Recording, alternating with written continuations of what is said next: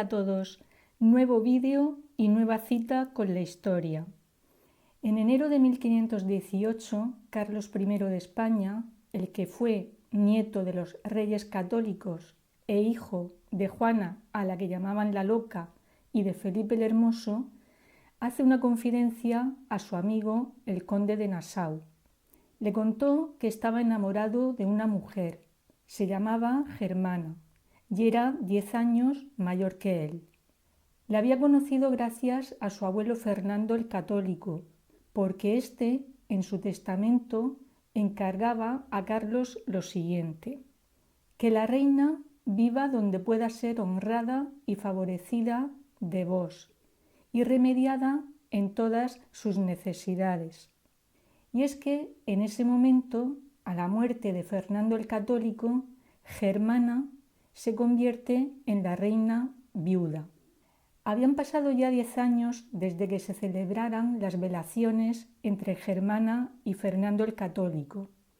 Se celebraron en Dueñas, una población de Palencia, algo que por cierto no sentó nada bien en Castilla, porque fue en ese lugar donde fueron celebrados los desposorios de Fernando y de su primera esposa, Isabel la Católica.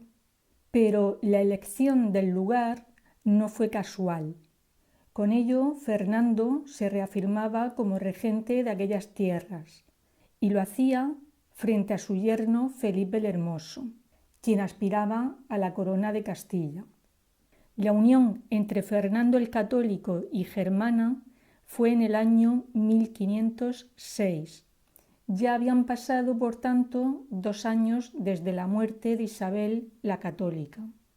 La razón del matrimonio de Fernando el Católico con su sobrina nieta, con Germana, obedecía a razones políticas. Para Fernando era fundamental que mejoraran las relaciones con Francia, y qué mejor manera que casarse con la sobrina del rey de Francia, de Luis XII. Mejorar las relaciones con Francia implicaba mantener para Aragón el reino de Nápoles, y esa cuestión quedó recogida en el Tratado de Blois. En él se estableció que el reino de Nápoles pasara a manos aragonesas, pero por la mediación de Germana, a la que consideraban reina de esas tierras. Sería, por tanto, ella quien las legaría a sus herederos. Pero si Fernando moría primero y sin descendencia, Nápoles volvería a pertenecer a Francia. De esto se desprende que era vital para Fernando tener descendencia con Germana. Ella era una mujer joven cuando se casó con Fernando. Tenía 18 años y Fernando 54. Ese hijo llegó, le llamaron Juan, pero tan solo sobrevivió unas horas. Con la muerte de este hijo, en un principio se desmoronó otra aspiración de Fernando, porque ese hijo hubiera podido recoger los derechos dinásticos al trono de Navarra, tanto por vía paterna como materna, porque Germana de Foix era hermana de Gastón de Foix, pretendiente a la corona navarra, y con la muerte de Gastón sus derechos sucesorios pasaron a doña Germana. ¿Por qué interesaba Navarra a Fernando? Pues porque por ese territorio los franceses podrían introducirse libremente en la península ibérica y llegar hasta el río Ebro. Sin embargo, en Navarra no estuvo todo perdido, porque la corona estaba en manos de los Albret, y estos, temiendo que Fernando se pudiera hacer con Navarra, se alían con Francia.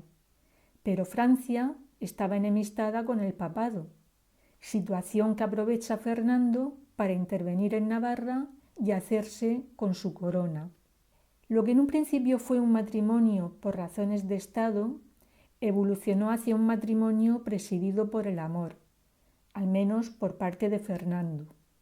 Cuentan que él manifestaba una gran ternura y respeto por su esposa. Y no son meras palabras. Lo puso de manifiesto en su testamento. En él se refería a su viuda de esta manera: nuestra muy cara y muy amada mujer, en la cual habemos hallado mucha virtud y tenemos muchísimo amor. Sin embargo, el pueblo siguió manteniendo la misma hostilidad hacia ella desde el primer día en que entró en España, por Fuenterrabía. Y como dato curioso de aquel día, deciros que fue a recibirla el arzobispo de Zaragoza, que se llamaba Alonso de Aragón, y que era un hijo natural de Fernando el Católico. ¿El porqué de esa hostilidad del pueblo hacia Germana? Pues temían que la llegada de un hijo del nuevo matrimonio pudiera separar las dos coronas. Los propios cronistas dan una imagen pésima de ella. En concreto, Prudencio de Sandoval nos dice lo siguiente: era la reina poco hermosa, algo coja, amiga de banquetes, huertos, jardines y fiestas. Introdujo esta señora en Castilla comidas soberbias, siendo los castellanos y aún sus reyes muy moderados en esto. La que más gastaba en fiestas y banquetes con ella era más su amiga. Y este cronista terminaba diciendo que en el año de 1511 le hicieron en Burgos un banquete, que de solo rábanos se gastaron 1000 maravedís. Es cierto que le gustaba reunirse con sus damas y camareras, y también que le gustaba la buena comida. Se sabe que tenía un cocinero que le preparaba viandas al estilo de su país, y que ella misma guisó platos especiales para el cardenal Cisneros cuando estuvo enfermo. Recordemos que ella, al quedar huérfana, se crió y educó en la corte francesa. Por lo tanto, no hace sino importar las costumbres francesas a la corte española. También la acusaron de adulterio. Decían que ella había sido la causante de la orden de arresto y prisión del vicecanciller de Aragón, don Antonio Agustín, al enterarse Fernando el Católico que el vicecanciller se había enamorado de ella. A raíz de la muerte de Fernando el Católico, su nieto Carlos hace su primer viaje a España. Era el año 1517 y el cronista de Carlos, llamado Laurent Vital, recogió ese primer viaje y también la primera vez que Carlos y Germana se vieron. Sobre ese momento el cronista nos dice que cuando Carlos supo que Germana se dirigía a Valladolid para reverenciarle, Carlos se apresuró a salir a su encuentro. Cuando Carlos estuvo cerca, la besó y la saludó. Germana quiso bajar de su mula, pero el rey no lo quiso permitir. A partir de ese día, Carlos se dedicará a cumplir con lo que su abuelo Fernando le pidió en su testamento, que Germana fuera favorecida por su nieto y remediada en todas sus necesidades. El cronista Sandoval nos cuenta que si Germana entraba en una estancia y Carlos estaba sentado, éste se levantaba de su asiento, se descubría y la hablaba rodilla en tierra. La agasajaba con frecuentes regalos y banquetes. Hasta mandó construir un puente de madera para pasar sin ser visto desde el Palacio Real de Valladolid a la cercana casona de Germana. Esto último hizo que corriera el rumor de que Carlos ponía demasiado celo en cubrir todas las necesidades de Germana.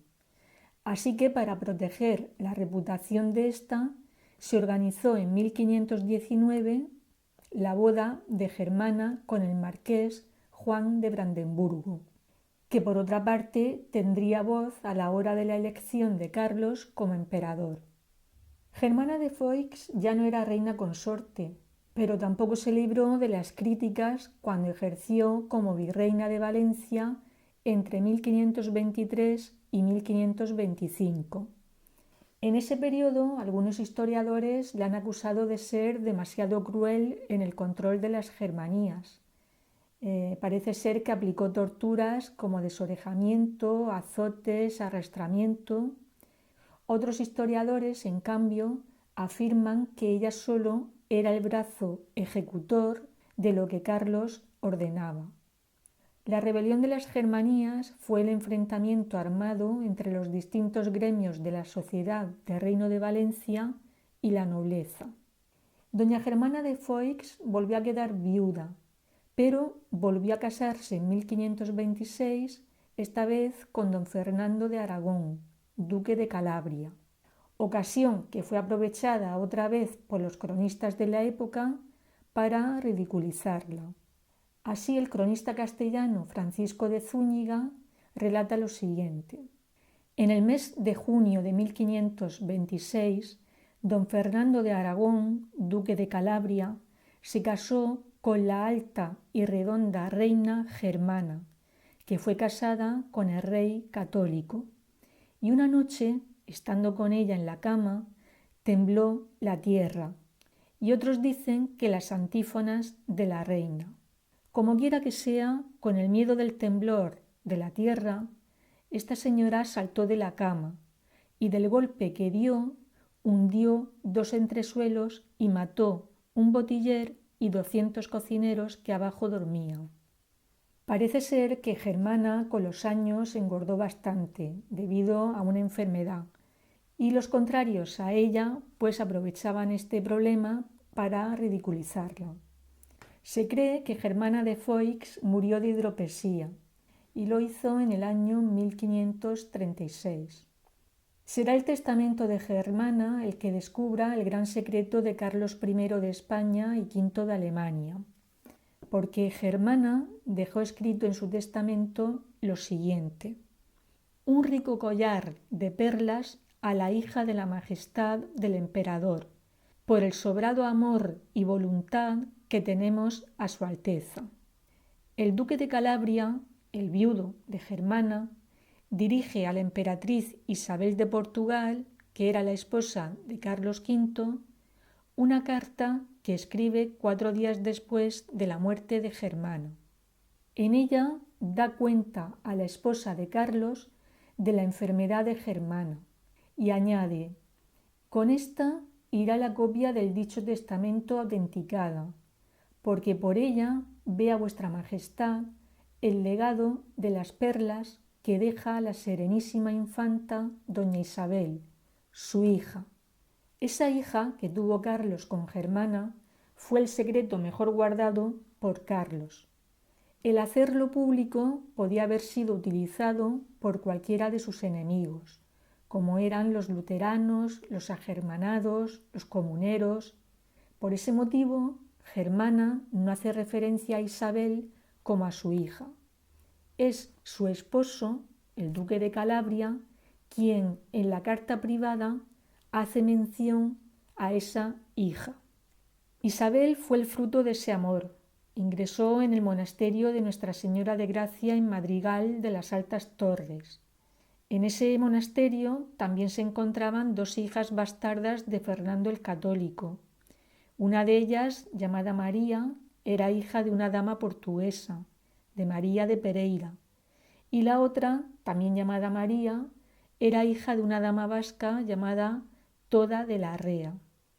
Realmente este convento tiene mucha historia, no solo por lo que os he contado, es que también allí nació Isabel la Católica, así como su hermano el infante Alfonso de Castilla, porque antes de ser monasterio fue la residencia palaciega de los padres de Isabel la Católica, de Juan II de Castilla y de Isabel de Portugal.